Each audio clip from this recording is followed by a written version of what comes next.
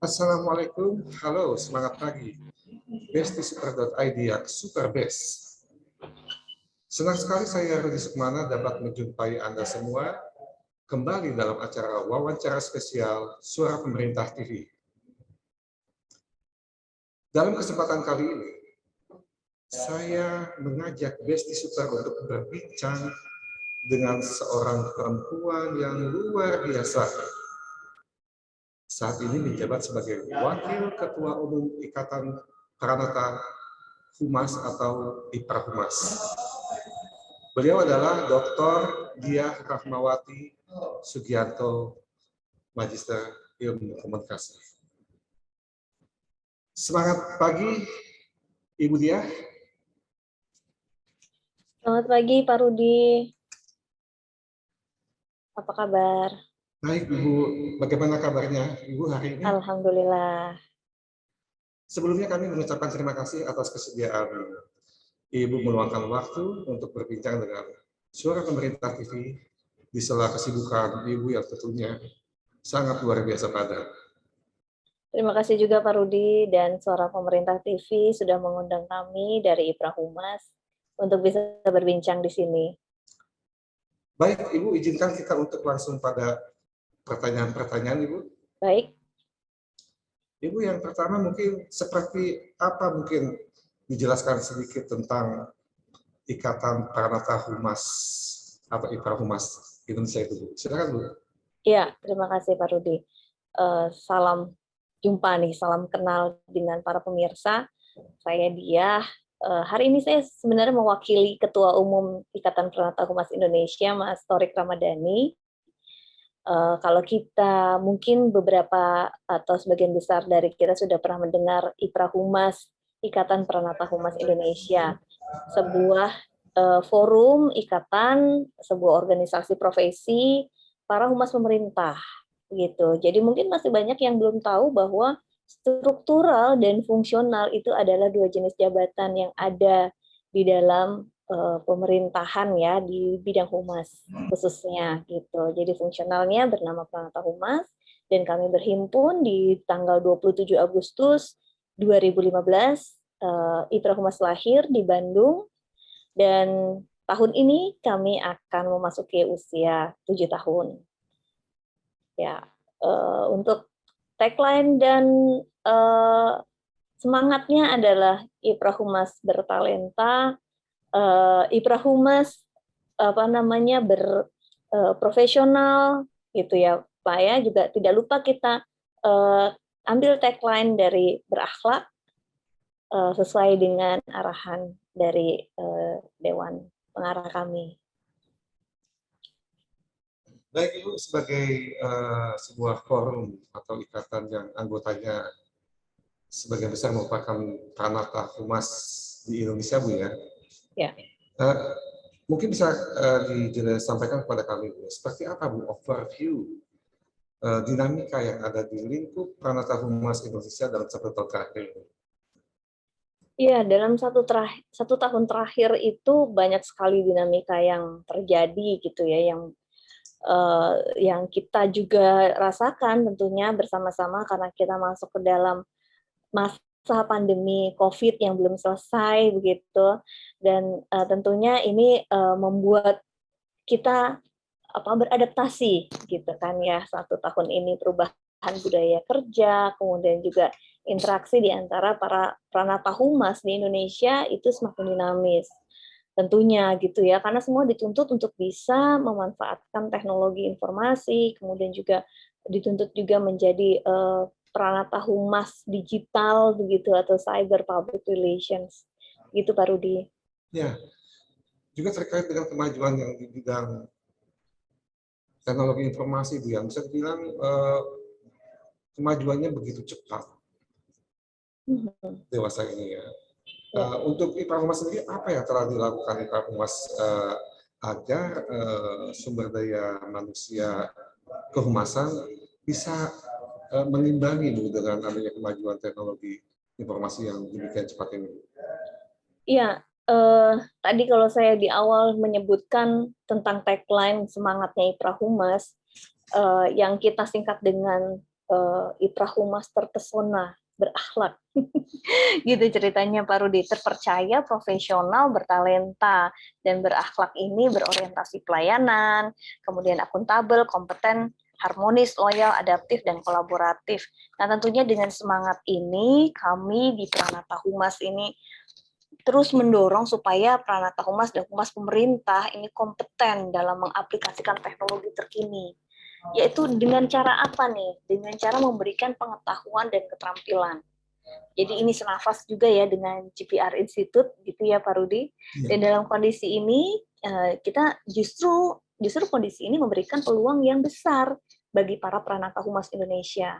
Tim Humas yang mengaplikasikan teknologi informasi ini adalah humas yang mungkin kita pakai bahasa di belakang layar gitu ya. Jadi kebetulan tidak semua Pranata Humas atau humas pemerintah itu senang di depan layar gitu. Walaupun secara teori kayaknya PR itu selalu ada terdepan gitu ya. Terdepan ini artinya nggak selalu paling kelihatan di depan, tapi juga yang memikirkan dapurnya gitu. Jadi lebih suka mengerjakan hal-hal yang sifatnya analitis, kemudian juga yang konsepsi, lalu juga yang kreatif gitu. Jadi betul-betul yang depan iya, belakang iya gitu. Semua harus kita kuasai, dan pada saat pandemi seperti ini justru teman-teman yang senang bekerja di belakang layar itu jadi lebih mengeluarkan potensinya, gitu Pak Rudi. Dalam upayanya kendala krusial apa Bu yang biasanya muncul? Apanya Pak, maaf? Dalam upaya Ipra Humas ini, Ya, biasanya kendala krusial apa yang biasanya sering muncul Bu? ya kalau kendala krusial itu ada sih ya, tapi lebih ke perangkat yang digunakan gitu, lebih ke pendukung ya. Kalau secara kompetensinya itu tentu kita bisa latih itu ya, lebih kepada perangkat yang digunakan. Jadi masih banyak humas pemerintah, mungkin bukan cuma humas juga nih, bisa jadi ya, yang dipersenjatai gitu, tanda kutip, dengan fasilitas yang memadai gitu. Jadi masih banyak yang menggunakan milik pribadi gitu, misalnya kamera, handphone, gadget, dan alat perekam, misalnya recorder gitu ya. Itu masih banyak yang kita masih menggunakan milik pribadi gitu. Jadi mungkin entah saking banyaknya SDM humas ya di Indonesia, sehingga juga tidak mungkin dipersenjatai satu persatu gitu ya, individu per individu, personal masing-masing gitu, karena sifatnya adalah bekerja tim begitu. Namun ketika harus meliput secara bersamaan misalnya, atau bekerja di satu event, di beberapa event dalam satu waktu, tentu tim harus dibagi, dan itu tentu membutuhkan fasilitas sarana prasarana yang mendukung. Ibu, Ya. sejauh mana mungkin peran dari Ipra Humas itu sendiri Ibu dalam untuk menjadi agar kendala-kendala yang muncul tersebut dapat teratasi? Ya tentu saja kita harus adaptif gitu kan. Kalau jadi humas pemerintah itu kan harus disiplin, komunikatif, dan adaptif. Setidaknya 3 sikap itu ya yang harus kedepankan gitu. Jadi kalau memang kita harus, dan tentu harus kreatif ya. Kalau kita memang adanya peralatan itu, ya kita manfaatkan secara optimal. Itulah untuk mendapatkan hasil yang maksimal gitu. Memang itu kendalanya di lapangan, tapi itu tidak menutup, tidak lantas kemudian kita tidak bisa menghasilkan sesuatu yang bagus gitu kan, yang kreatif. Justru kondisi seperti itu membuat kita jadi lebih tertantang untuk membuat sesuatu yang luar biasa. Kalau posisi Ipra Humas itu sendiri Bu terhadap pemerintahan bagaimana? Tentu kami sebagai think tank ya dari pembina kami, Kementerian Kominfo, kita adalah mitra. Jadi pesan-pesan pemerintah bukan hanya Kominfo, tapi juga kementerian, lembaga, dan pemerintah daerah lainnya tentu kami dukung begitu. Untuk program narasi tunggal khususnya kita bantu untuk memviralkan. Misalnya belum lama kami mendapatkan pesan dari BMKG untuk membantu memviralkan pesan tentang Hari Meteorologi ya BMKG ya, Hari MKG ya, Meteorologi, Klimatologi dan Geofisika. Itu apa sih pesan yang ingin disampaikan dari institusi kepada publik? Nah, itu kita bantu, kita endorse gitu Pak Rudi. Jadi supaya apa? Supaya awareness tinggi lagi levelnya. Begitu Pak. Sesuai dengan visinya Bu, IPA Humas itu akan kemana arah anak humas di Indonesia ini? Iya, kalau kita bicara tadi tentang visi, misi itu tadi, kita menyiapkan Pranata Humas ini menjadi the real GPR, jadi humas pemerintah yang sesungguhnya, karena tidak semua humas pemerintah itu Pranata Humas, Pak. Jadi isinya Ipra Humas itu hanya Pranata Humas, gitu. The real GPR, ya, core of the core, yang siap berkompetisi nih. Kita menyiapkan individu Pranata Humas Indonesia untuk siap berkompetisi dalam hal positif tentunya dengan humas dari berbagai entitas. Jadi kedepannya akan seperti itu. Makanya kemampuan untuk menguasai teknologi informasi, menggunakan gadget, memanfaatkan aplikasi seperti itu, mengoptimalkan semua yang berkaitan dengan hal-hal yang memudahkan pekerjaan kita dengan digital, tapi juga tidak melupakan kompetensi apa ya manualnya gitu ya. Itu yang kita siapkan ke depan sehingga menjadi humas yang memang profesional. Ibu Dia, terkait dengan kita akan mengadakan event Top GPR ya, dan GPR Conference, bisa diberikan pandangan Bu tentang evaluasi Ibu terhadap kegiatan yang akan kita selenggarakan tersebut Bu? Iya. Evaluasi untuk tahun lalu, terima kasih juga sudah mengundang kami di Ipra Humas.